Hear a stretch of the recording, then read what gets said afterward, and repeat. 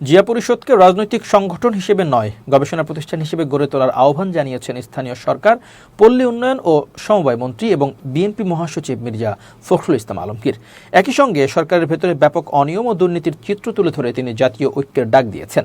শনিবার 2 মে দুপুরে রাজধানীর শেরেবাংলা কৃষি বিশ্ববিদ্যালয়ে এক আলোচনা সভায় এসব কথা বলেন তিনি।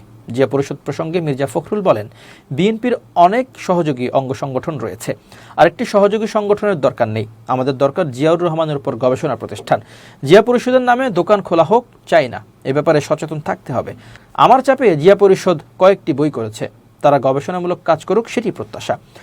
সরকার পরিচালনার অভিজ্ঞতা তুলে ধরে তিনি বলেন, সরকারে আসার পর যেদিকে তাকাই শুধু অনিয়ম, দুর্নীতি আর স্বজনপ্রীতি দেখতে পাই। সামনে এগিয়ে যাওয়ার ক্ষেত্রে এসব বাধা হয়ে দাঁড়িয়েছে।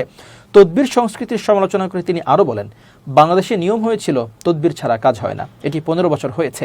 অনেকে ভাইস চ্যান্সেলর হতে তদবির করেছেন, এটা দুঃখজনক। এটি সিস্টেমের দোষ। মূলত মেধা ও বুদ্ধিমত্তা ছাড়া সামনে এগোনো যায় না। জুলাই সনদ ও সংবিধান সংস্কার প্রশ্নে বিএনপির অবস্থান স্পষ্ট করে মির্জা ফখরুল বলেন, জুলাই সনদ ও সংবিধান নিয়ে বাহাস হচ্ছে, তা ভালো, কিন্তু রাজনৈতিক স্বার্থে এগুলো ব্যবহার করা উচিত নয়। তিনি জানান, জুলাই সনদের প্রতিটি জায়গায় আমরা ছিলাম। আমরা নোট অফ ডিসেন্ট দিয়েছি, কিছু জায়গায় আমরা স্বাক্ষরও করেছি। এখন অবলীলায় বলছে সবটাই করতে হবে। উচ্চকক্ষে পিআরে আমরা একমত হইনি।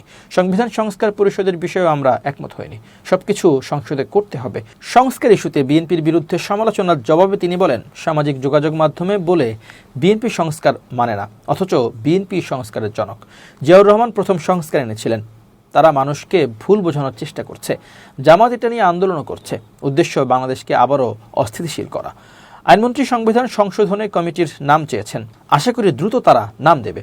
অর্থনীতি পুনরুদ্ধারকে এই মুহূর্তে সবচেয়ে বড় লক্ষ্য হিসেবে চিহ্নিত করে মির্জা ফখরুল বলেন, এখন লক্ষ্য হওয়া উচিত অর্থনীতিকে ঠিক করা। এই অবস্থার উত্তরণে প্রয়োজন জাতীয় ঐক্য। ফ্যাসিস্ট আমলে 80 লাখ কোটি টাকা দেনা রেখে গেছে। ফ্যাসিস্টের অর্থনৈতিক কাঠামো ভেঙে ফেলে পুনর্গঠন করাই লক্ষ্য হওয়া উচিত। ছাত্র রাজনীতি বিষয়ে তিনি বলেন, ছাত্র রাজনীতিতে মেধাবীদের যুক্ত করতে হবে, সঠিক খাতে প্রবাহিত করতে হবে। না হলে এটি অতীতে অনেক ক্ষতি করেছে, আগামীতেও করবে।